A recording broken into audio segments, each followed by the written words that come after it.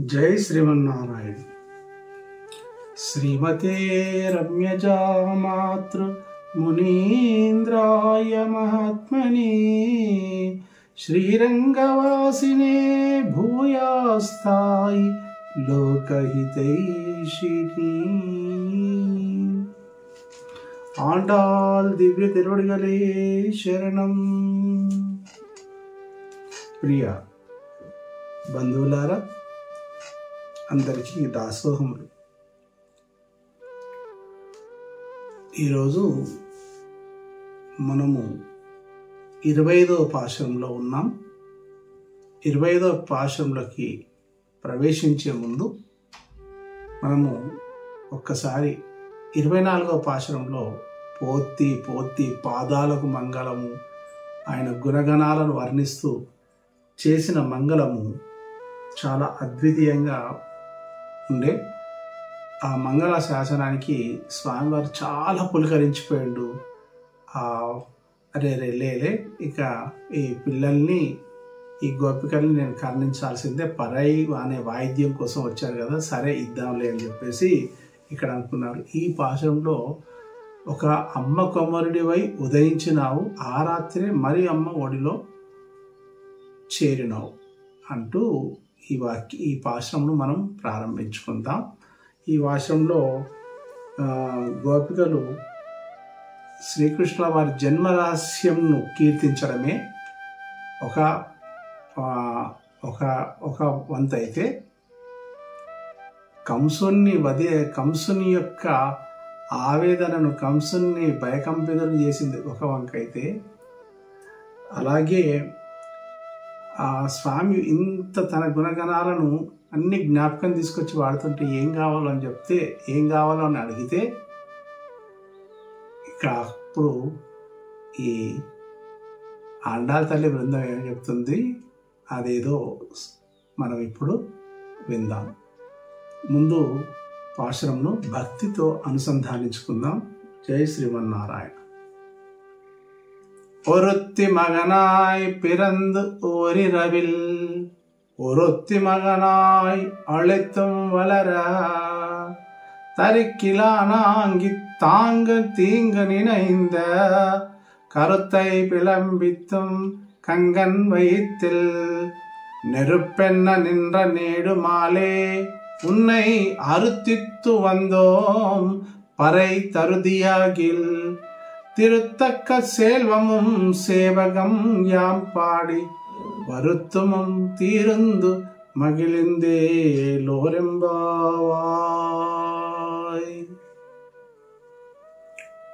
నేటి పాశంలో స్వామిని ఇంకొంచెం గుణగణాలను కీర్తిస్తూ తను చేసిన ఘనకార్యాలను జ్ఞప్తికి తీసుకొస్తూ తనని తానే మర్చిపోయేటట్టుగా ఈనాటి పాటలో పాడుతున్నారు. ఇలా ఎదురుగా స్వామి పాదాలను కీర్తించగానే తన్మయం పొందాడు కదా, ఇక్కడ వీళ్ళ సంభాషణ జరిగింది. స్వామి అన్నాడు కూర్చొని, సరే సరేలే, నా పాదాలు ఏం కందిపోలే, మీరేం బాధపడకండి, నా శౌర్యాన్ని, నా చిన్నతనాన్ని వర్ణించారు, సరే సరే ఓకే, ఇప్పుడు మీకు ఏం కావాలి అన్నాడు. అప్పుడు గోపికలు ఏమన్నారంటే, నీకు తెలియదా మేము ఎందుకు వచ్చామో, అన్నీ తెలిసి కూడా అడుగుతున్నావా ఏం కావాలంటే, అబే నాకేం తెలియదు, అస్సలు మీకు ఎందుకు ఇన్ని పాటలు పాడుతున్నారు, నన్ను ఇంత ఎందుకు నన్ను అద్భుతంగా కీర్తనలు చేస్తున్నారు అని అంటే, గోపికలు అంటారు, అబద్ధాలాడవు, నీవెవరు, ఎందుకు వచ్చావు, ఎలా వచ్చావు, ఎక్కడి నుండి వచ్చావు, ఇవన్నీ మాకు తెలుసు ముందే. కాబట్టి నీ అవతార రహస్యాలను ఒక్కసారి మననం చేయడానికి, నీ జ్ఞప్తికి తీసుకురావడానికి మేము ఆ ప్రయత్నం చేస్తాం, వినండి స్వామి అని. ఇది ఆదేశంగా లేదు, జ్ఞానదశలో లేదు, ప్రేమ తత్వంతో కూడిన పాశురం. ప్రేమ ఎక్కువైపోయి పొగడడం,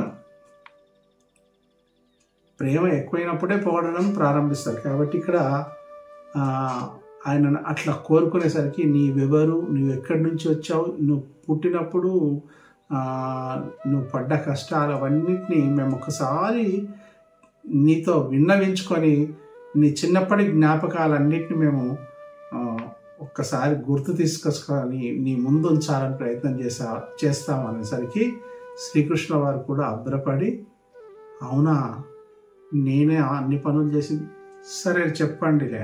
మహానుభావులు కొందరు చేస్తూనే పోతుంటారండి పనులు, వారికి గుర్తుకు రావు. కానీ ఎవరైనా గుర్తు చేస్తే వింటుంటారు అవునా అని.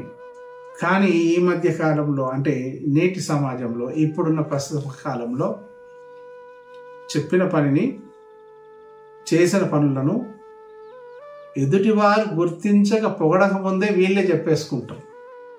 నా వల్ల అయింది, నేను చేస్తే అయింది, ఇట్లయింది అని చెప్పుకుంటాం. ఇది తప్పు అని ఇక్కడ మన గోదమ్మ తల్లి ఈ పాశురంలో చెప్తుంది. అంటే మనము సమాజానికి ఈ పాశురానికి కొంచెం అన్వయం చేసుకుంటూ కొంచెం సమాజంలోని సంస్కారాలను మనం సరిదిద్దుకునే ప్రయత్నం చేస్తున్నాం. కాబట్టి ఇక్కడ గోదమ్మ తల్లి అడగగానే సరే చెప్పండి అన్న, చెప్పండి నా గురించి చెప్పాలనుకుంటున్నారు. ఈ పిల్లలకి ఏం తెలుస్తుందిలే, అన్నీ తెలుసు అని అన్నారు కదా, మాకంతా తెలుసు అన్నారు కదా, సరే వీళ్ళ జ్ఞానం ఎంత ఉందో చూద్దామని అన్నారు. అప్పుడు మొదలుపెట్టాను ఈ భాషను అర్థ వివరణ. ఒరొత్తు మగనాయ్ పిరందు, ఒక అద్వితీయమైన మహానుభావురాలికి పుట్టావు. అక్కడ పేరు ఎక్కడ చెప్పలేదు, ఎవరికి పుట్టాడు ఇది మనందరికీ తెలుసు. దేవకి వసుదేవులకు జన్మించాడు. దేవకి ఎవరు? కంసుని చెల్లెలు.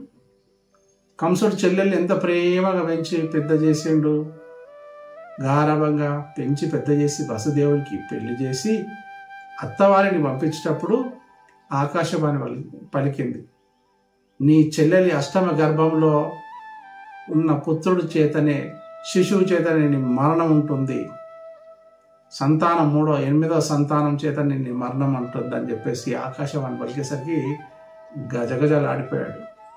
ఏంటి నా చెల్లెలికి పుట్టిన సంతానం నన్ను చంపుతాడా అని ఆందోళన పడి వెంటనే వాళ్ళని చంపాలనుకుంటే కొందరు సలహాలు ఇచ్చేసి వాళ్ళని జైల్లో బంధించి 8వ గర్భం కదా, 7 గర్భాలను 7వ గర్భం వరకు ఉంచి 8వ గర్భం చంపుదామంటే లేలే, పుట్టిన ప్రతి శిశువును నేను చంపేస్తానని చెప్పేసి కంసుడు ఆ విధంగా నిర్ణయం తీసుకుంటాడు. చెరసాలలో బంధించి వాటిని ఏమంటారు, చెరసాలలో ఉన్న ఆ గొలుసులతో అని ఇద్దరిని బంధించేస్తాడు. తీరా ఒక్కొక్క శిశువు జన్మించినప్పటికీ ఒక్కొక్క శిశువుని చంపేసుకుంటూ కాపలా ఉంటాడు. ఆ ఆకాశవాణి పలకడమేమో ఏమో కానీ ఈయనకు టెన్షన్, ఈమె గర్భం రావాలి, శిశువు జన్మించాలి, చంపాలి. చెల్లెలన్న విచక్షణ జ్ఞానం కోల్పోయాడు. కాబట్టి 8వ గర్భం జన్మించే సమయానికి స్వామివారు వచ్చేసిండ్రు. ఆ స్వామివారు దేవకీ గర్భంలో మగనాయ్ ఒక పిల్లవాడు మగ పురుషుడిలాగా జన్మించాడు. జన్మించి ఆ రాత్రికి రాత్రే పాపం చూడండి ఎంత కష్టాలు పడ్డాడు మన కృష్ణయ్య. ఒక తల్లి గర్భంలో తల్లి రోదన, తల్లి వేదనను ఆ రోజు దేవకి ఎంత బాధపడి ఉంటుంది. పుట్టగానే ఆమెనే స్వయంగా తన వసుదేవునికి ఏమండి తీసుకెళ్ళండి, ఈ శిశువుని కనీసం ఈ శిశువునన్నా కాపాడండి అన్న సమయంలో నిజంగా తల్లి త్యాగం ఎంత గొప్పదో. ఎక్కడన్నా తీసుకెళ్ళండి అంటే అతను గబగబా అన్నీ మాయ చేత మూసుకుపోయి ఉంటాయి కాబట్టి, అందరు నిద్రలో ఉంటారు కాబట్టి శిశువుని దాటించే ప్రయత్నం చేసి ఆ యమునా నది తీరం దాటి ఆ రేపల్లెకు గోకులానికి చేరుకోండి. అదే సమయంలో యశోద అనే నందగోపుని యొక్క భార్య యశోద అక్కడ ఒక ఆడ శిశువును జన్మనిస్తుంది. ఈ నందుడు వసుదేవుడు ఏం మాట్లాడుకున్నారో ఏమో జస్ట్ ఎక్స్చేంజ్ చేసుకున్నారు. అక్కడ పిల్లాన్ని పెట్టేసాడు, ఇక్కడ అమ్మాయిని తీసుకొచ్చేసి కొడుకుని చంపన్నాడు కావచ్చు. కానీ అంటే చంపేవాడు ఎవడు, మగవాళ్ళు అయితేనే పౌరుషంగా, స్త్రీలు ఏం చేస్తారని చెప్పేసి ఆ ఉద్దేశంతో తీసుకొచ్చి పెట్టేసి చేరుకున్నారు రహస్యంగా. పాపం పరమాత్ముడు ఎంత కష్టాలు పడ్డాడు. ఓరి రవిల్ ఒరుత్తు మగనాయ్ ఒళిత్తు వలర. ఒళిత్ అంటే ఒకరి చేతిలో, ఒరుత్తి అంటే ఒకరి దగ్గర కుమారుడివై జన్మించావు, ఇంకొకరి దగ్గర పెరిగావు. అంటే వాళ్ళు ఎంత అదృష్టవంతులు చూడు. జన్మనిచ్చిన వాళ్ళు అదృష్టవంతులే. అక్కడ జన్మనిచ్చిన దానికి, కనిపెంచిన దానికి, కనకున్నా కానీ పెంచింది, ఇది నా బిడ్డడు అని చెప్పేసి పెంచింది తల్లి యశోదమ్మ, ఆమె అదృష్టవంతురాలే. కానీ పాపమే దురదృష్టవంతుడు శ్రీకృష్ణుడే. అలా అర్ధరాత్రి వర్షం పడుతున్న సమయంలో ఆ పెట్టెలో పెట్టుకొని శిశువును పట్టుకొని అలా వర్షంలో గబగబా నడుస్తుంటే ఆ యమునా నది అతన్ని తాకాలని ఉప్పొంగిపోతుంటే యమునా నదికి ప్రార్థన చేశారు. యమునా నది నువ్వు ఉప్పొంగిపోతే, నేను మునిగిపోతే ఈ శిశువు బాలుడు ఎట్లా రక్షించాలి? ఆ యమునా నది శాంతించింది. వర్షం పడుతుంటే ఆదిశేషుడు, ఇవన్నీ మనం చిత్రాలలో, క్యాలెండర్లలో చూస్తుంటామండి. అది మనందరికీ తెలిసిన విషయం. అలా ఒక శిశువుగా ఒక తల్లి గర్భాన జన్మించావు, ఒక శిశువుగా తల్లి ఒడిలోన పెరిగావు. అంటే ఇక్కడ దేవకి అష్టాక్షరి మంత్రం అయితే యశోద ద్వాదాక్షరి మంత్రం. ఓం నమో నారాయణ అని దేవకి తల్లి జన్మనిస్తే 8 అక్షరాలతోని ఈమె ప్రేమతో పెంచింది. ఓం నమో భగవతే వాసుదేవాయ 12 అక్షరాలు, 12 అక్షరాలతోని. ఆ మంత్రాలు, 2 మంత్రాలను మనం గట్టిగా పట్టుకోవాలి. ఆ మంత్రానుసంధానం చేస్తే భగవంతుని పొందడం చాలా సులభం. కాబట్టి ఇక్కడ స్వామి అలా మంగళం పాడే ముందు తరక్కి లానాకి అంటే సహించలేకపోయాడు. ఎవరో చెప్పండి. నీచుడు, క్రూరుడు, దుష్టుడు, ఇన్ని గుణాలు. కనీసం మన ఆండాల తల్లికి ఆ పేరు చెప్పడానికి కూడా ఇష్టపడతలేదు. ఎంత అంటే ఎక్కడున్నాడో వెతకండి. ఎందుకంటే ఆ శిశువును, ఆడ శిశువును తీసుకొచ్చి ఇక్కడ దేవకి ఒడిలో పెడితే శిశువు పుట్టిందని తెలిసేసరికి ఆ కంసుడు చేసే పని ఏంటి, పుట్టిన శిశువును అలా గాలిలోకి ఎగిరేసి కత్తి పెట్టి ఆ కత్తి పైన దిగబెట్టేవాడు. చచ్చిపోయిందని డిసైడ్ అయిన తర్వాత మళ్ళీ వెళ్ళిపోయాడు. అట్లాగే ఆ శిశువును అలా పైకెత్తేసి ఆ ఆడ శిశువుని ఎత్తేసరికి ఆ గాలిలో ఉండిపోయి మాయ రూపంలో ఉన్న శక్తిమాత, ఒరే మూర్ఖుడా, నిన్ను చంపడానికి ముందే పుట్టిండు, ఒక చోట పెరుగుతున్నాడు, తప్పక ఆయన చేతులని మరణం తప్పదనేసరికి ఇంకా పిచ్చోడైపోయాడు కంసుడు. ఎలా ఎలా ఎలా ఎలా చూడండి, నన్ను చంపేవాడు పుట్టిండు, ఎందరినో మందిని పిలిపించుకున్నాడు, ఎలా చంపడం, ఎక్కడ, ఆ పేరేంటి, ఎట్లుంటాడు, ఏ ఆకారంలో ఉంటాడు, రికగ్నేషన్ గుర్తుపట్టాలంటే ఎలా, అందరు తలా సలహా తీసుకుంటే అందరు కొందరు సలహా ఇస్తే ఒక్క మేధావి చెప్పాడు చూడండి, వాళ్ళ దాంట్లో కూడా మేధావి ఉంటాడు. ఆయన పుట్టిండంటే ఎక్కడైతే శాంతి, సంపదలు, వాతావరణము అనుకూలంగా ఉండి ప్రజలు సుఖ సంతోషాలతో కష్టాలు లేకుండా హాయిగా కాలం గడుపుతూ ఉంటారో, ఎక్కడ అన్యాయం ఉండదో, ధర్మం ఎప్పుడు ఉంటుందో అక్కడ ఈ శిశువు ఉంటాడు, ఎవరో కాదు అని చెప్పేస్తే ఈ చుట్టుపక్కల ఉన్న శిశువులందరినీ చంపేసేయండి అని చెప్పేసి అందరు రాక్షసులను పంపిస్తూ ఉంటారు. పాపం కృష్ణుడికి ఎన్ని కష్టాలండి చూడండి. తల్లి దగ్గర సేఫ్టీ లేదు, కన్న తల్లి దగ్గర సేఫ్టీ లేదు, పెంచుతున్న తల్లి దగ్గర పాపం సేఫ్టీ లేదు. ఎవరో ఒకడు ఏదో ఒక రూపంలో, దూడ రూపంలో కోడు, చెట్టు రూపంలో కోడు, బండి శకటాసురుడు బండి రూపంలో కోడు, ఒక బకాసురుని రూపంలో కూడా ఎంతమంది, ఏ వస్తువులో ఏ రాక్షసుడు దాగి ఉన్నాడో ఆ రేపల్లంతా కలతపడేది పాపం కృష్ణుని కాపాడడానికి కోసం. నందగోపాలుడికి మాత్రం, నందుడికి మాత్రం ఆ వేలాయుధంతో ఇక్కడ ఎక్కడ ఎక్కడ అదే పని, ఇటు గోవులను గాయడం. యశోదమ్మ ఒక క్షణం కూడా వదిలేది కాదు, వదిలితే ఈయన ఏదో పనులు చేసేవాడు, ఆ రాక్షసుని చంపడము, అల్లరి పనులు చేయడం. అట్లాంటి కష్టాలు పడ్డ తాంగ్ ఆయన పేరు చెప్పడానికే ఇష్టపడతలేరు. అది ఎవడో కాదు, కంసుడు. తాంగ్ తేంగ్ నినయింద, ఆ కృష్ణుడికి తేంగ్ నినయిందంటే కృష్ణుడికే కీడు చేయాలని తలపు. ఎలా చంపాలి, చస్తేనే నాకు శాంతి ఉంటుంది, లేకపోతే నేను చచ్చిపోతా. పడుకున్నా చంపడం ఎట్లా ఆ కృష్ణుడు.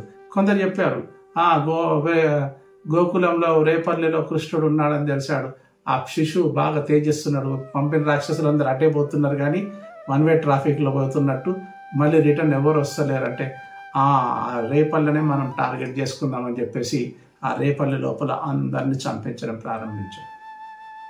ఇంకా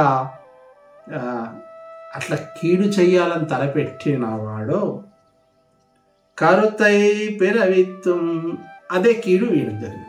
చూడండి, యద్భావం తద్భవతి అన్నట్టు ఎవరైతే ఒకరు కీడు చేస్తారో వాళ్ళకే అంతకు రెట్టింపుగా కీడు జరుగుతుంది. ఎవరు చేస్తారో అది భగవంతుడు చేస్తారు. కంజన్ వైతిల్ నెరుపెన్న నింద్ర, కంసుని గుండెలో నిప్పుల బగబగ మండిపోతున్నాడు లోపల. ఏం మండిపోవడం? లేస్తే కృష్ణుడు జపమే, కూర్చుంటే కృష్ణుడు జపమే, సింహాసనం చేతి పెడితే ఇందులోకి నుంచి వస్తాడో ఏమో, ఇటువైపు చూస్తే ఇటు వస్తాడో ఏమో, ఇటువైపు చూస్తే ఇటు వస్తాడో ఏమో, ఈ విధంగా చంపుతాడు. మన చేతిలో మాత్రం మరణం ఉంది నాకు. ఎలా ఎలా ఎలా రాత్రి పగలు తినేటప్పుడు పండుకునేటప్పుడు అంతా ఆ స్వామివారిని ధ్యానం చేసాడు. కాబట్టి ఇప్పుడు చంపడానికి చచ్చిపోవడానికి ముందు ఇంతగా ధ్యానం చేసాడు కదా. ఆ మూర్ఖుడైనా పరవశించి అనేక నామాలు చెప్పాడు కదా. మరి కంసుడు కూడా గొప్పవాడే, అందుకని కంసుడికి మోక్షం ఇచ్చాడు. అందుకనే ఎన్నిసార్లు ఇప్పుడు ప్రహ్లాదుడు తండ్రి హిరణ్యకశపుడు హరి ఎక్కడ రాని హరి హరి హరి హరి హరి అన్నప్పుడల్లా ఆయనకు పుణ్యమే సంపాదించింది. అందుకని ఆయనకు వైకుంఠం లభించింది, మోక్షం లభించింది. అట్లాగే ఈ కంసుడికి కూడా మోక్షమే లభించింది. వ్యామోహం ఆ తర్వాత మన లైన్లో మన పాశ్రంలో కింది భాగంలో వస్తుంది. కంసుని గుండెల్లో నిప్పులా ఉండిపోయాడు. కృష్ణుడిపై కంసుడు పెట్టుకున్న ద్వేషమే నిప్పు. ఆ నిప్పు బగబగ మండుతున్నది. కాబట్టి ఆ నిప్పును ఇంత వర్ణించేసరికి స్వామివారికి ఒక్కసారి తన బాల్యం అంతా గుర్తొచ్చింది. తను చేసిన రాక్షసుల పాదంతో నేను ఉయ్యాల దగ్గరకు వచ్చిన రాక్షసుని చంపాను, ఆ కపటాసురుని చంపాను, కపిత్తాసురులను రాక్షసులను చంపాను, ఇంత జ్ఞానం చేస్తున్నారే అని చాలా వాళ్ళ పైన ఎక్కువ ప్రేమగా చూస్తున్నాడు. ఎందుకంటే తన చిన్ననాటి జ్ఞాపకాలు చేస్తుంది. ఎవరైనా కానీ చిన్ననాటి జ్ఞాపకాలు చేస్తూ ఉంటే మనం చెప్పుకోవడం కాదండి, మన చిన్ననాటి జ్ఞాపకాలు మన మిత్రులు చెప్తూ ఉంటే మనకు ఆనందం వేస్తుంది. అట్లాగే ప్రేమ పాపమే కృష్ణుల వారికి ఎక్కువైపోయింది ప్రేమ. ఇంకా ఏమంటున్నారు, ఒక మంచి పదాన్ని పట్టుకున్నారు వీళ్ళు ఇంకా ఆయనను పొగడడానికి. నేడు మాలై, దీర్ఘమైన వ్యామోహం గలవాడ, అధికమైన ప్రేమ గలవాడ. కథం ఈ మాట అనేసరికి స్వామివారు మొత్తం డౌన్. దీర్ఘమైన వ్యామోహం. ఎంత నువ్వు ఆ కంసుని చంపావు, చంపడం వరకే నీ బాధ్యత, కానీ వానికి మోక్షం ఇచ్చావే. ఎందుకు ఇచ్చావో తెలుసా? నిరంతరం నీ నామస్మరణ చేసింది కాబట్టి వానికి సరి అయిన మోక్షం వానికి అందించావు. కాబట్టి అట్లాంటి వ్యామోహం కలిగిన పరమాత్మ నీవు తన్మయమై అలా పరమాత్మాని పొగడగానే ప్రేమ కలిగిన వాడా. చూడండి, భగవంతుడిని మనం పూర్తి శరణాగతి పొందితే ఆ భగవంతుడు ఆయన కూడా ఉబ్బి తబ్బిబ్బయి అరే వీళ్ళు ఇంత నన్ను పొగుడుతున్నారే, సరే ఏం కావాలో వీళ్ళకి ఇచ్చేది చేద్దాం. భగవంతుడు సామాన్యంగా కరగడండి. ఆయన అర్చామూర్తి రాతి విగ్రహం లాగా కరగనే కరగడు. ఎంతన్నా ప్రార్థన పరీక్షిస్తూ ఉంటాడు. నువ్వెన్ని పూజలు చేస్తావో, ఎంత భక్తి ఉందో, ఇంకా భక్తి ఉందో, ఎంత భక్తి ఉందో. కానీ పూర్తిగా సరెండర్ అయిపోయిన తర్వాత అలా పాదాలు పట్టేసుకొని గట్టిగా నువ్వే తప్ప నాకు అన్యం బెరగం తండ్రి అని అంటే, అప్పుడు వెంటనే అలా దగ్గర తీసుకొని సుధాముని దగ్గర తీసుకొని హత్తుకున్నట్టు మనల్ని కూడా మనం ఆయన బిడ్డలం కాబట్టి దగ్గర తీసుకుంటాడు. అట్లాగే ఉన్నై అరుతిత్తు వందో నేడు మాలై అనగానే స్వామివారికి ఏమొచ్చింది, సరే అబ్బా ఓకే, నా గుణగణాలు, నా బాల్యము ఇవన్నీ చెప్పారు, పోతన భాగవతంలోని ఆధారంగా చెప్పారు అనుకోండి. కానీ ఇంత నన్ను పొగుడుతున్నారే, అసలు మీకు ఏం కావాలి అని స్వామి అడగగా, ఉన్నై అరుతిత్తు వందో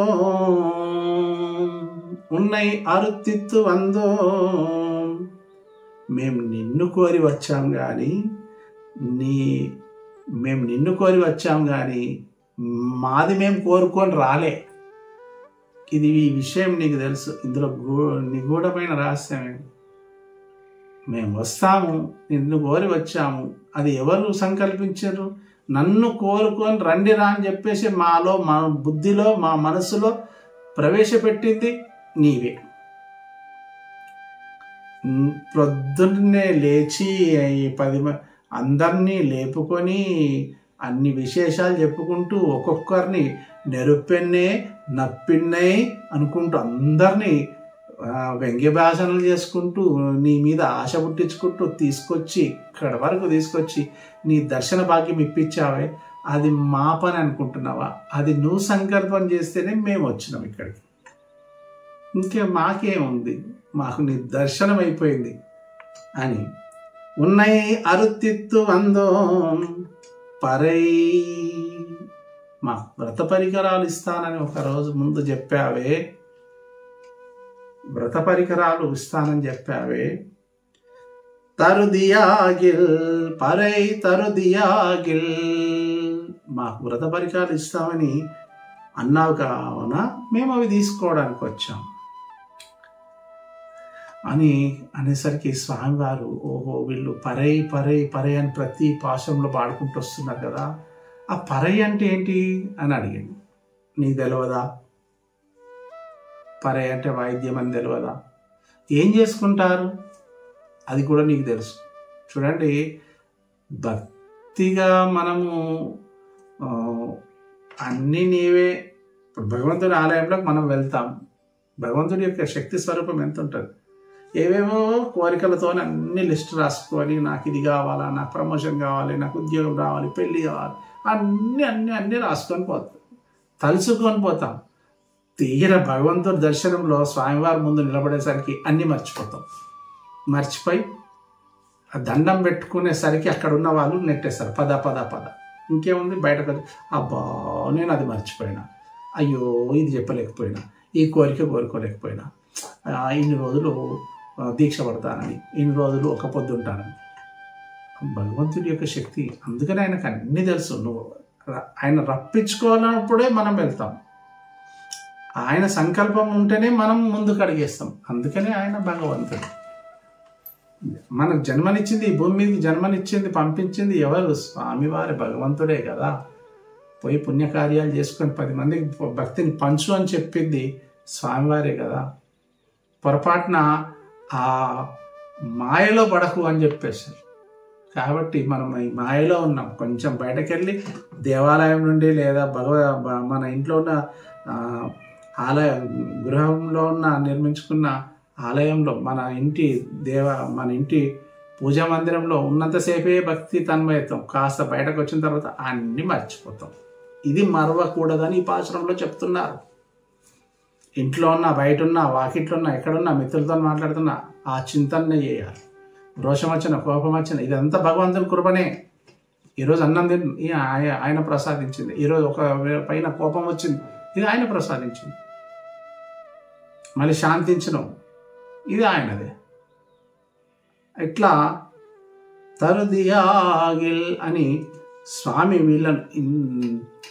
స్వామి ఇన్ని తీర్లు పాడుతుంటే అరే అరే అరే అరే సరే మీరంటే నాకు చాలా ఇష్టము, మీరు అంతమందిని లేపుకొని ఏవేవో పాటలు పాడి అన్నీ పాడుకుంటూ వచ్చి నా దగ్గరకు వచ్చారు కదా, నా దర్శనం అయింది కదా, మీరు బాగా శ్రమపడ్డారు నా కోసం అని అనగానే వెంటనే తల్లి ఏమంటుంది ఇక్కడ చూడండి. తిరుత్తక్క సెల్వమం సేవగం యాం పాడి వరుత్తుమం తీరుందు మగలిందే. బాగా అలసిపోయి వచ్చారు, శ్రమ పడ్డారు కదా పిల్లలు అని బాధపడుతున్నట్టుగా తాను ఒక మాట అనగానే నో నో నో లేదు లేదు లేదు లేదు, మేమెంత శ్రమపడి వచ్చినా కష్టపడి వచ్చినా నిన్ను చూడగానే ఆ శ్రమ అంతా ఉష్కాకి, మాకు నిన్ను చూస్తుంటే ఆనందం కలుగుతుంది, లోపల నుంచి ఆనందం వస్తుంది. స్వామివారి దర్శనం కలిగినందుకు కాదు, నీ గుణగణాలను మేము పాడుకుంటూనే వచ్చినాం, కానీ నిన్ను చూస్తుంటే ఎంత గొప్పవాడివి, ఎంత ప్రేమ వాత్సల్యం గలవాడివి, ఎంత కరుణా సముద్రుడివి, ఎంతమందిని దయగాచినావు, ఎంతమంది పైన కృపా వాత్సల్యం చూపించినావు, అబ్బా తండ్రి నువ్వెంతో గొప్పవాడివి అని ఆనంద పరవశంలో ప్రేమ అధికమైపోతే తన్మయత్వంలో అట్లాగే మాట్లాడతారు. అది మనకు ఎట్లా అనిపిస్తుంటుంది అంటే ఏదో పిచ్చోడు అని మాట్లాడుతున్నారు, కానీ ఇక్కడ ఆండాళ్ళ తల్లి బృందం పూర్తిగా వశమైపోయి మా శ్రమంతా నిన్ను చూడంగానే మా శ్రమంతా తీరిపోయింది, ఇప్పుడు మాకు సంతోషంగా ఉంది అని చెప్పారు. దీనికి ఉదాహరణ మనం తిరుపతికి వెళ్ళినప్పుడు తిరుమల దర్శనం టోకెన్ తీసుకుంటాం, ప్రయాణం చేస్తాం, టెన్షన్ ఏమి స్వామివారిని దర్శించాలి, దేవుణ్ణి చూడాలి, ఆ ప్రయాణం అవన్నీ జ్ఞాపకం రావు. వైకుంఠం కాంప్లెక్స్లోకి వెళ్ళడం, తలనీలాలు సమర్పించుకోవడం ఇవన్నీ జ్ఞాపకం రావు. కేవలం తిరుపతి లోపల ఆలయ అర్చామూర్తిని లోపల ఉన్న స్వామిని చూడాలన్న సంకల్పం, అదొక్కటే టార్గెట్ ఉంటుంది. చూడండి మీరు గమనించాలి. సరే అక్కడికి వెళ్ళిండ్రు, తలనీలాలు సమర్పించి దానికో పెద్ద క్యూ లైన్, దానికో టికెట్, ఆ లైన్ అయిన తర్వాత డ్రెస్సులు మార్చేసుకొని వైకుంఠం కాంప్లెక్స్లో ఉన్నారు. కాస్త చిరాకేస్తుంది, అక్కడ కాంప్లెక్స్ గేట్లు మూసేసి ఉంటాయి, ఎప్పుడు తెరుస్తారా ఏవో ఆలోచనలు. ఆ మధ్యలో టిఫిన్లు టీలు వస్తుంటాయి. తిరుమల వాళ్ళ వైభవం చెప్తున్నా, ఆ టీలు టిఫిన్లు వస్తుంటే అబ్బా కొందరికి తినాలని, కొందరికి భీష్మం, నాకు దర్శనం అయ్యేంతవరకు నేను తినానని, కొందరు 12 దాటింది కదా నేను ఇప్పుడు ఏం నీళ్లు కూడా ముట్టుకోనని. నువ్వు ఆలయ ప్రాంగణంలోకే పోయిన తర్వాత నీకు రాత్రి పగలు స్వామివారి దగ్గర ఒకటే అని తెలియదు. తీరా వైకుంఠ కాంప్లెక్స్ గేట్ తెరవగానే అందరు బిలబిల లోపలికి వెళ్తుంటారు. ఆ లైన్లో ఒకరు నెట్ వేసుకుంటారు. అప్పటి వరకు మన బృందంలో మన వాళ్ళు ఎక్కడో అనుకుంటూ వెనక ముందు చూసుకుంటూ వాళ్ళని కవర్ చేసుకుంటూ వెళ్తూ ఉంటాం, తొక్కిసలు నెట్టుకుంటాం. అక్కడ మేము స్త్రీలు పురుషులు పిల్లలు ఏముండదు, మనం ముందు దర్శనం వెళ్ళాలి. ఆ దర్శనం వెళ్ళేటప్పుడు ఎంత అవస్థ అంటే అబ్బా ఇంకోసారి రావద్దు ఈ దర్శనం, ఈ లైన్లో నిలబడి తొక్కిసలాటలో అని అనుకుంటాం. తీరా మహాద్వారం దగ్గరకు వచ్చి ఆ పాదాలు ఆ చల్లటి నీటితో కడగగానే అప్పటి వరకు పడ్డ శ్రమ అంతా వెళ్ళిపోతుంది. స్వామివారిని దర్శించబోతున్నాం అన్న ఆనందం కలుగుతుంటుంది. ఆ ఆనందంలో అక్కడ గరుడ ధ్వజస్తంభం దగ్గరికి పోయి దాన్ని ముట్టుకొని పులకరించిపోయి ఆ ఒత్తిడిలో ఆ రష్లో లోపలికి గర్భగుడిలోకి వెళ్ళేటప్పుడు, స్వామివారి దగ్గరికి వెళ్ళేటప్పుడు లైన్లో వెళ్ళేటప్పుడు అక్కడ దాకా పోయి అలా స్వామివారిని చూసేసి నిలువెత్తు విగ్రహాన్ని చూసేసి గోవిందా అని చెప్పేసి అలా కళ్ళు మూసుకొని కళ్ళు తెరిచి మళ్ళీ ఒకసారి చూసే లోపల నెట్టేస్తారు. అప్పటి వరకు పడ్డ శ్రమ అంతా, అప్పటి వరకు మధ్యలో ఉన్న కామక్రోధ లోభాలు, ఒకరిని తిట్టడం, ఒకరిని సహించుకోవడం, వ్యవస్థను అక్కడున్న వ్యవస్థను టీడీపీ వ్యవస్థను తిట్టడం, పక్క వాళ్ళతో కబుర్లు ఆడడం, సెల్ ఫోన్లు తీసుకపోతే ఇంకా వాళ్ళ దర్శనం కూడా రమ్మన్నా కానీ వీళ్ళు తర్వాత వస్తామండి అనేవాళ్ళు. అంటే ఈ రోజుల్లో విషయం చెప్తున్నారు సుమా. పూర్వకాలం అలా కాదు, భక్తితో వెళ్ళేవారు. ఆ దర్శనాలు అయిన తర్వాత అంతా అయిపోయిన తర్వాత, దర్శనం అయిపోయి బయటకు వచ్చిన తర్వాత విమాన వెంకటేశ్వర స్వామిని దర్శించుకున్న తర్వాత మనసు చాలా చల్లబడిపోతుంది. అబ్బా, ఇంకా స్వామివారి దర్శనమైంది. అప్పటి వరకు పడ్డ కష్టాలన్నీ మర్చిపోతారు. తీర్థం ప్రసాదం తీసుకొని భక్తితో బయటకు వచ్చేస్తారు. అది ఇక్కడ మా ఆండాలదేవి అదే, మేము పడిన శ్రమంతా నిన్ను చూడగానే మర్చిపోయాం. మా లోపల నుండి సంతోషం పొంగుతుంది. మేము ఎందుకు పాడుతున్నాం? ఎందుకంటే సంతోషం మా మధ్యలో ఎందుకు సంతోషం కలిగింది? నిన్ను చూడగానే కాదు, నీ కళ్యాణ గుణగణాలను కీర్తించడమే పాటలు పాడుకుంటూ వచ్చిన. అలసిపోయామనుకుంటున్నాం స్వామి. 25 రోజులు 23 రోజుల వరకు మేము అందరినీ లేపుకుంటూ పాటలు పాడుకుంటూ టైంపాస్గా మేము అందరం ఇలా వచ్చేసేసాం. అవి ఎట్లా గడిచిపోయాయో ఏమో, ఆ 23 పాటలు ఎలా గడిచిపోయాయో ఏమో. నువ్వు ఎప్పుడైతే దర్శనం ఇచ్చావో మాకు అదే ఆనందం, అంతకుమించి ఇంకేమీ ఆనందం లేదని చెప్పేసి పాటలు పాడుకుంటూ వచ్చాం. అందుకని ఏదైనా పని చేసేటప్పుడు ఒంటరిగా మౌనంగా ఉండకుండా నామ సంకీర్తనో లేకపోతే ఆ పొలం పనులు చేసే స్త్రీలు నాట్లేసేటప్పుడు పాటలు పాడుకుంటూ చేస్తారు, అలసిపోకుండా. అట్లా అలసిపోకుండా మేము ఒట్టిగా అలసిపోయాము, శ్రమపడ్డారని అనుకుంటున్నావా తండ్రి? మేము అట్లా అలసిపోలేదు. మేము మంచి మంచి పాటలు పాడుకుంటూ, మంచి మంచి కీర్తనలు చేసుకుంటూ, అలా పాటలు పాడుకుంటూ వచ్చాం కాబట్టి మాకు ఈ సంతోషం కలిగింది. ఒకవేళ నీవు కనుక ఆ పర్వత గుహలో వచ్చినట్టు, సింహం కనుక వచ్చినట్టు రాకపోతే మా పరిస్థితి వేరేలా ఉండేది. అందుకే అలాగే నిన్ను దర్శించినందుకు సంతోషపడుతున్నాం. అలాగే ఈ ఒక్క పాశురంలో నీ అవతార రహస్యాన్ని చెప్పాము. ఏం కోపగించుకోకు, చాలా మంచోడి తండ్రి అని చెప్పేసరికి పరమాత్ముల వారు ఒళ్ళు పులకరించిపోయింది. అరే వీళ్ళు పిల్లలు కాదు, పిడుగులు. అమ్మో, వీళ్ళు నా బాల్యాన్ని అంతా గుర్తు తెప్పించుకొని నాకు గుర్తు చేశారు. వీళ్ళెంత నా ప్రియమైన బిడ్డలు అని చెప్పేసి ఒక్కసారి అలా దగ్గర తీసుకుందామని అనుకున్నాడు. కానీ తండ్రి కదా, తీసుకుంటే వీళ్ళకి అలసైపోతాను, అలాగే ఉండాలి, ఇంకేం మాట్లాడతారో చూద్దాం అని చిరునవ్వుతో విని, సరే మీకు పరాయణ వాద్యమే కావాలి కదా, సరే ఆ పరే వాద్యాన్ని నేను రేపిస్తాను.